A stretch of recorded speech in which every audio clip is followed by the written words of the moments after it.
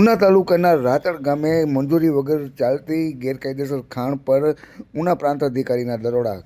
જી હા, વાત કરવામાં આવે તો ઉના તાલુકાના રાતડ ગામે ગેરકાયદેસર ચાલતી ખાણ પર ઉના પ્રાંત અધિકારીના દરોડા પાડવામાં આવ્યા છે. ત્યારે ખાસ વાત કરીએ તો જિલ્લા કલેક્ટર દિગ્વિજયસિંહ જાડેજાની સૂચના અને માર્ગદર્શન હેઠળ મોડી રાત્રે ઉના પ્રાંત અધિકારી શ્રી ચિરાગ હિરવાણિયા અને સ્ટાફ દ્વારા ઉના તાલુકાના રાતડ ગામે સર્વે નંબર 23ની જમીનમાં ખાણ ખનીજ વિભાગની મંજૂરી વગર ચાલતી બિલ્ડિંગ લાઇમસ્ટોનની ખાણ પકડવામાં આવી હતી. આ ખાણ સ્થળે અંદાજિત ₹5 લાખની કિંમતના પથ્થર, કટર મશીન અને એક જનરેટર સહિતનો મુદ્દામાલ સીઝ કરવામાં આવ્યો હતો. આ અંગેની આગળની કાર્યવાહી ખાણ ખનીજ વિભાગ જે છે તે કરી રહ્યું છે.